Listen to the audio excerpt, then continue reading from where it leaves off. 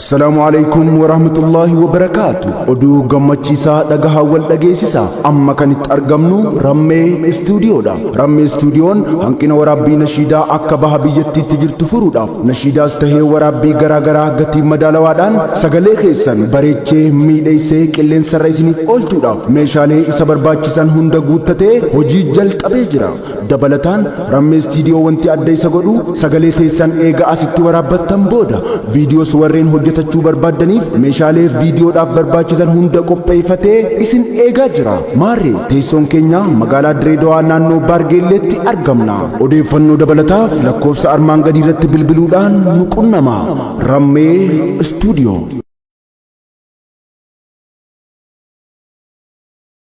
Qur'aana waa hunda caalaa yaa jecha mooticha Rabbii taliilcha dhukkuba yaalaa yaa tolcha bareecha qalbii jireenya arraafi guruu kan namaaf laatu tasgabbii jiruu biyya lachuu feenaan Qur'aana tolchiitii qabii jiruu biyya lachuu feenaan Qur'aana tolchiitii qabii yaa sooraa qalbiif dhihanaa yaa mi'aarra caalaa dhangaa yaa jireenya karaa sirrii yaa khannamaaf godhuu daangaa yaa tolchaa yoo karaa baddee yaa laaffisaa qalbii dhagaa fayyisaa dhukkuba maraa yaa deemaa hin qabne gagaa fayyisaa dhukkuba maraa yaa deemaa hin qabne gagaa yaa faaruu rabbiin faarsee yaa seenaa hin qabne sobaa yaa imaana khinnaa maraa yaa ameeysa hogguu cophaa yaa magaada hin goggoyne kan namaa iyyuuf tahuu obaa namumaa dhugaan si baree qalbiin gabbatee gobaa namumaa dhugaan si baree qalbiin gabbatee gobaa Qur'aana waa hunda caalaa yaa jecha mooticha Rabbii taliilcha dhukkuba yaalaa yaa tolcha bareecha qalbii jireenya arraafi guruu kan namaaf laatu tasgabbii jiruu biyya lachuu feenaan Qur'aana tolchiitii qabii jiruu biyya lachuu feenaan Qur'aana tolchiitii qabii Rabbina arjaa waa mararraa nuuf buusee furqaanuuf biraa malaayikaa hundarra caalu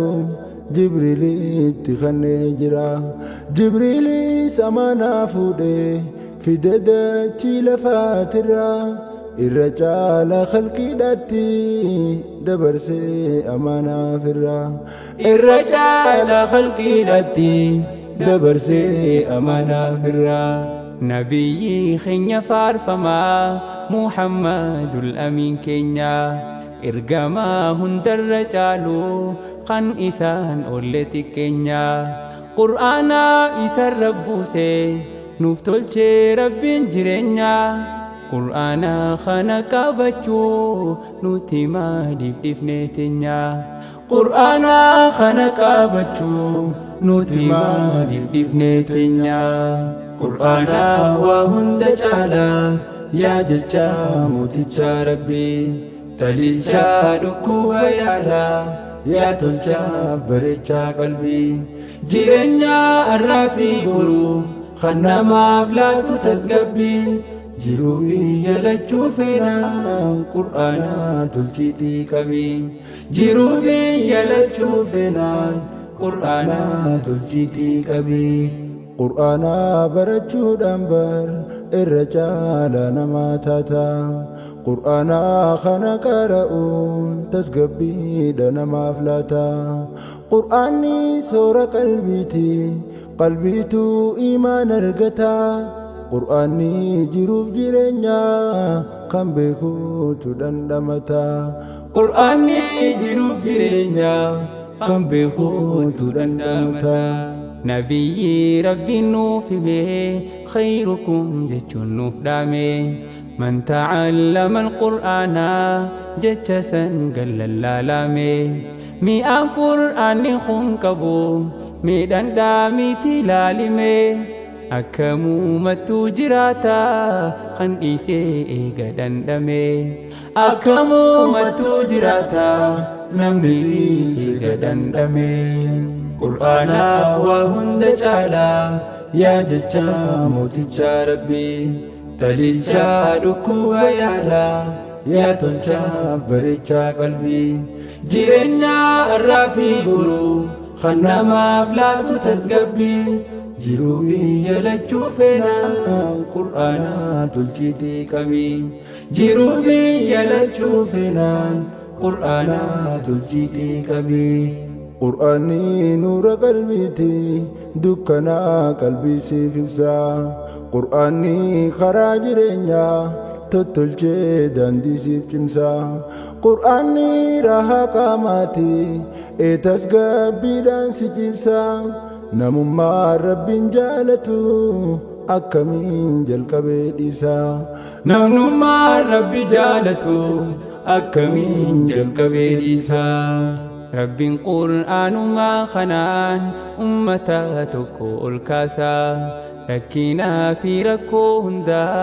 qur'aanumaan keeysaa baasa waan qalbii ilma namaa miidhu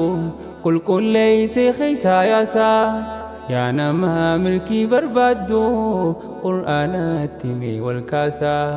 yaa namaa milkii barbaaddu qur'aanatti mee wal kaasa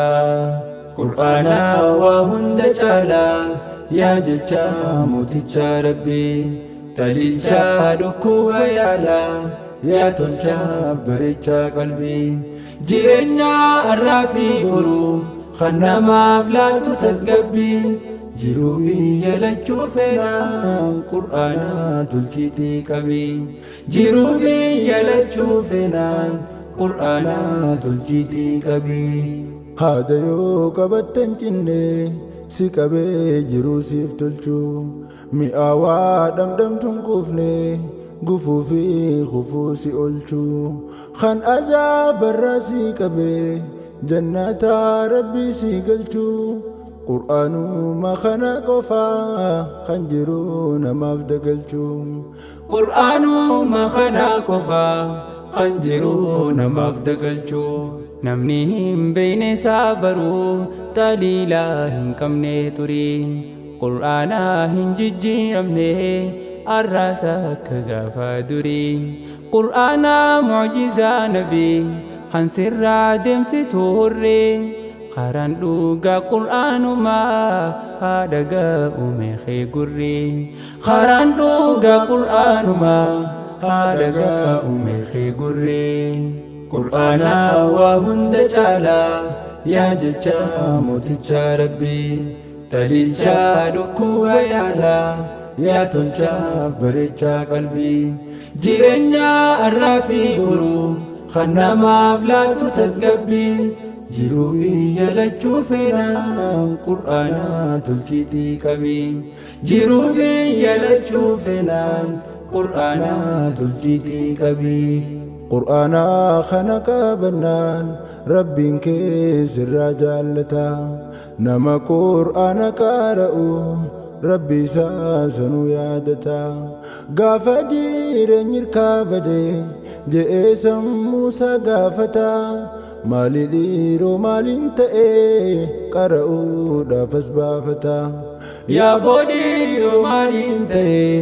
qara'uudhaaf as baafata namni yoo qur'aana hin beeyne hin beeku jireenya isaatu galma yaade gahuu dhiisii lubbuun isaatu kufteen kaatu hiraarii fi cinqiin jiru takkumaatu irraan baatu namummaa qur'aana hin beeyne qalbiin isaa boruuf hinnaatu namummaa qur'aana hin beeyne qalbiin isaa boruuf hinnaatu qur'aana waa hunda caala yaa jecha mooticha rabbii taliilcha dhukkuba yaala yaa tolchaaf bareechaa qalbii jireenya har'aa fi boruu kan namaaf laatu tasgabbii jiruu biyya lachuu feenaan qur'aana tolchiitii qabii jiruu biyya lachuu feenaan qur'aana tolchiitii qabii